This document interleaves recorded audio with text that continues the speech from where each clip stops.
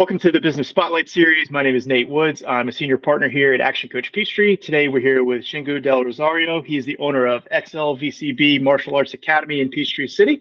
We're going to talk a little bit about his business, his journey to business ownership, some challenges he's faced, how he was able to overcome them, and see what it's really like to run and operate his business. If it's your first time on the channel, make sure to like and subscribe so you get notifications when we have new interviews like this.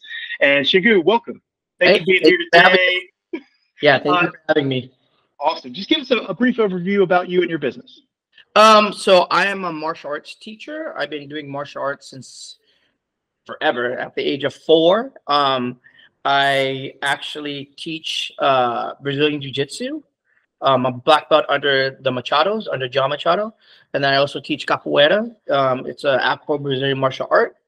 And I also teach Eskrima, which is a Filipino martial art that deals with like weapons, knives, learning how to use a knife, disarm a knife, and learning how to use weapons. Awesome. So set the stage for the viewers. Tell us a little bit about the ownership for your academy. Are you the sole owner? Do you have any partners or outside investors? I am a sole owner. I think, especially with martial arts schools, it's just easier that way. Since I've been teaching for a while, I know how to run it the way I need it to run. So currently it's just me being the sole owner. I've had people want to offer to be a part of it, but one of my things is, and people might think it's weird, like it's not necessarily about the space being bigger.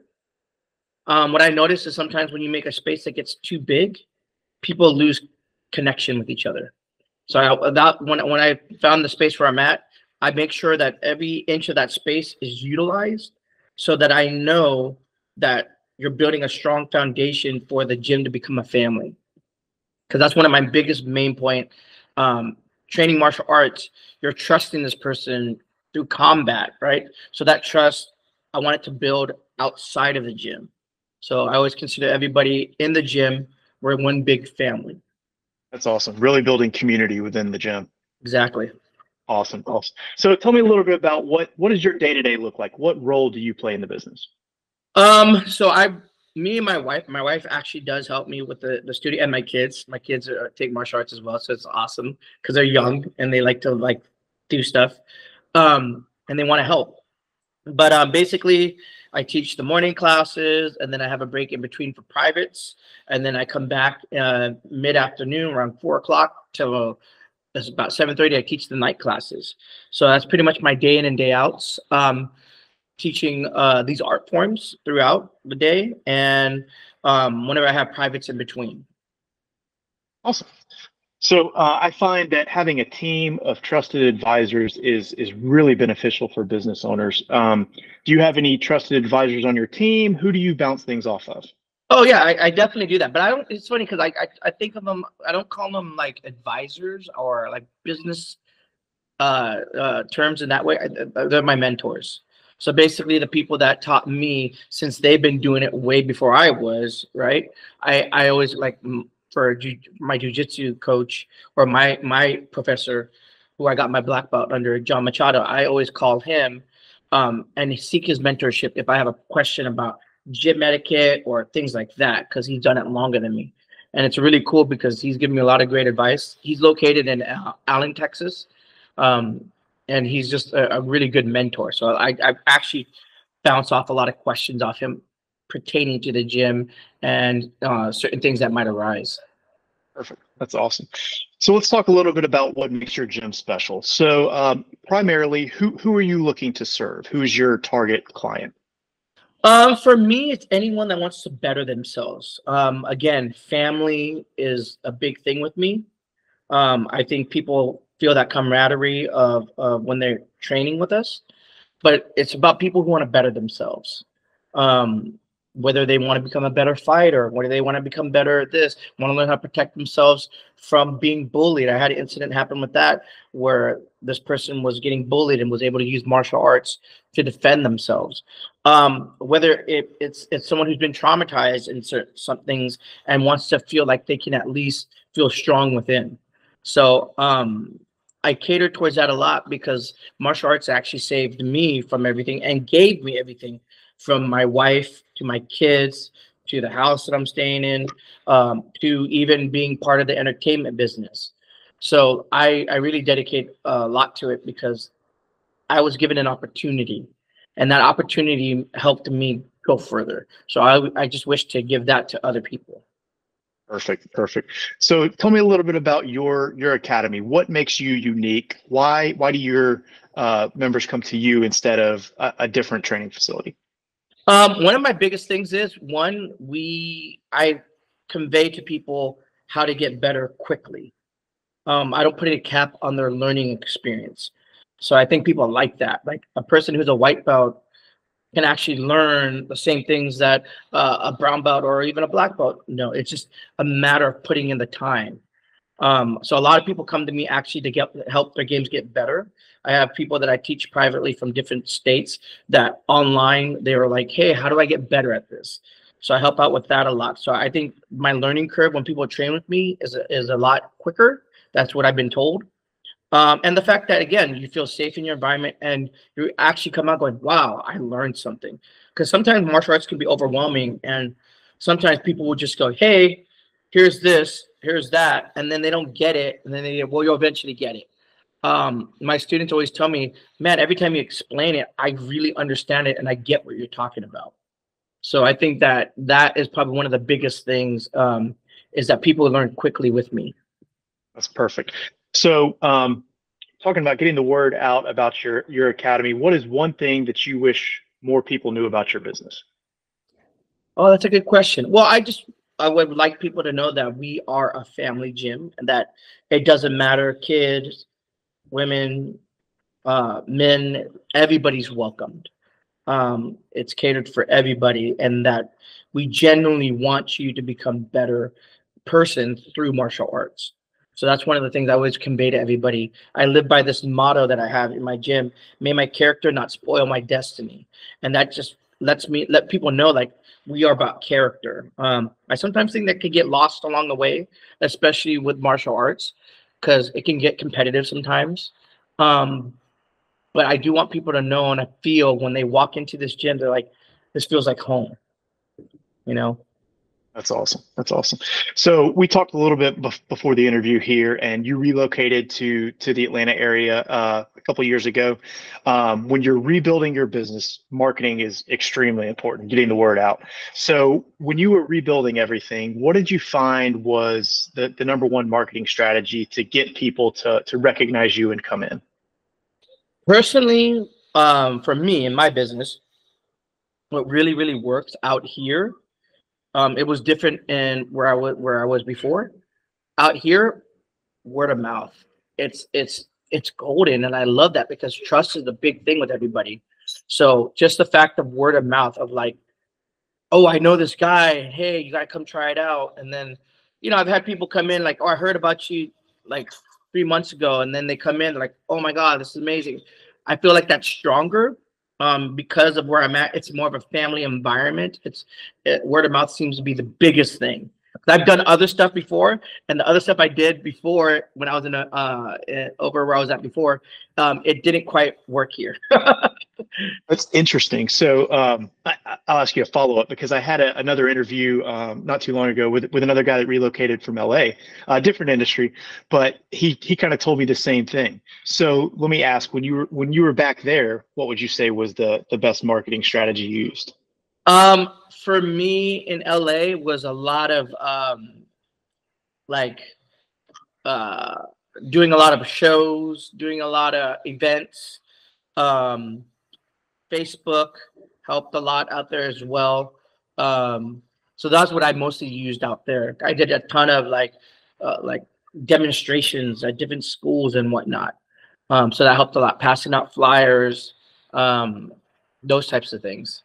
Yeah, that's interesting because he really said the same thing. When he came here, he found that it was so much more community based and people are looking for that referral to, who do they need to go talk to? So Yeah. it's interesting you brought up the same. Yeah, it's interesting because referral, like, one of the things I thought was kind of different was no one uses Yelp out here. I was like, oh, okay. So that was like a big thing in LA. Like here, it's like Yelp is the person that's next to you, which is great because I think that's more organic and it's truthful. You know, That's it's awesome. a real person that you're dealing with. Like, and when you get sense, you know, when you're looking at reviews are great, but when you're looking at it, it's just words, right? But when you're hearing it from somebody, you can feel the internal monologue of what they're doing, of how they're expressing this place. So that seems to be the like the big thing out of which I like. I love it because as technology goes higher, I always feel like connection sometimes gets dissipated, and connection is a main thing for us as people, especially in martial arts. It's all about connecting, you know, whether it be combative, but it's also an understanding between us too. Like, hey, we're just trying to get better here. We're trying to connect without using our words. Yeah, yeah, that's cool. So, talked about the business a little bit. I want to jump into kind of your journey and how you became a business owner initially. So, what made you choose to go into business and open your own academy versus working for somebody else? Yeah, the funny thing about that is I didn't want to do it. I was told by my teacher you should do it. So my other mentors, it started off with one mentor, then another mentor in the different art forms that I do. And they're just like, hey man, you're at this level, you should start teaching. So I was just kind of like, okay. And I remember when I first started teaching, it was very nerve-wracking and scary.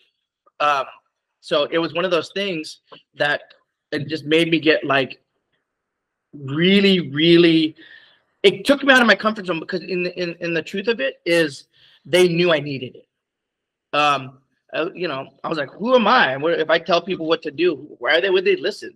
And I think they knew like this is the next level for this person. So I really appreciate that because I didn't want to do it. I was just gonna, you know, I'm gonna stick to like acting and just do martial arts because I love it. But then when they go, hey, you need responsibilities, I'm like, wait, what? What? So it was very interesting. Awesome.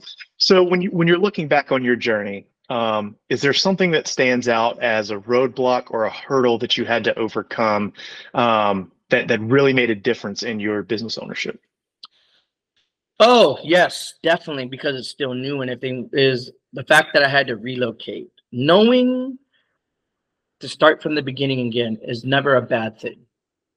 Because all the information and all the data that I had from where I was at in LA, I was able to compare and understand that, okay, look, I know what I'm doing.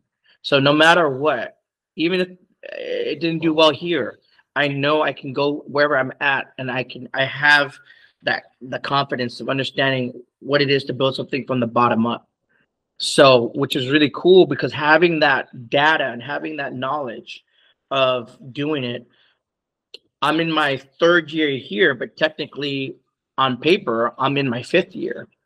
So it's like the numbers, oh, okay. Oh, cool. Okay. I know what I'm doing. So that really, it was scary, but at the same time, going through it, it made me realize when you're in a business and you start a business from the ground up, no matter whatever happens, whether it be, you know, I don't know, a disaster or anything, the fact is you had the knowledge to start. You just got to keep going. Yep. So the secret to all of it, I feel, with businesses is just keep going because whatever bad thing happens, that will pass.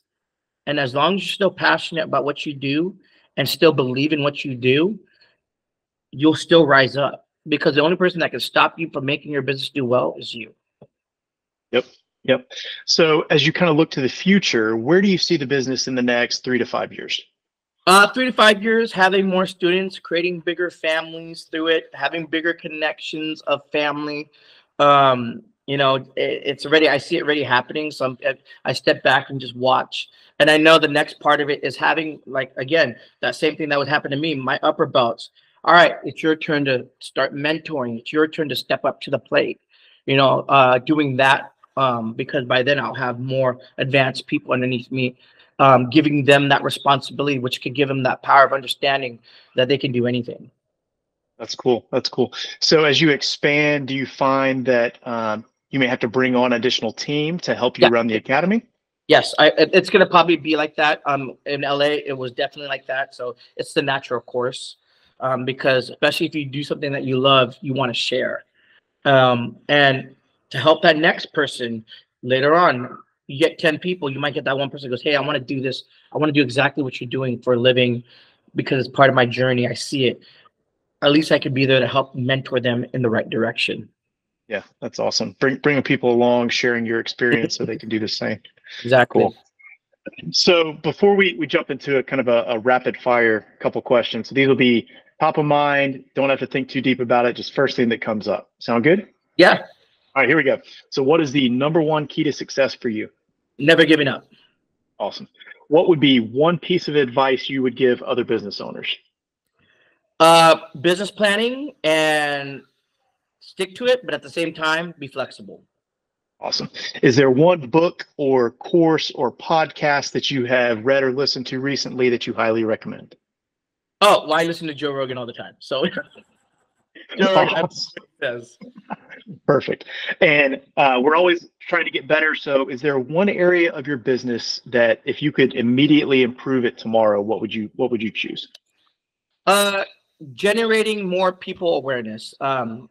So somehow maybe like I used to do like an event or something to bring more people together quickly. Cool. So before I get into my final question today, what is the best way that people can learn more about you, more about the Academy? What's the best way to get in touch? You can reach me on my website at xlbcbmartialarts.com. You can also find us on Instagram, XLBCB Martial Arts, or Facebook as well. Perfect. Awesome. I'll link those in the description so people can easily find them. And my last question for you today is, what most inspires you as you move forward with the business? My family. My family is the biggest inspiration for everything I do. Awesome. Awesome. Thank you so much for joining me. It's been great talking to you and learning about your business. Oh, thank you for having me.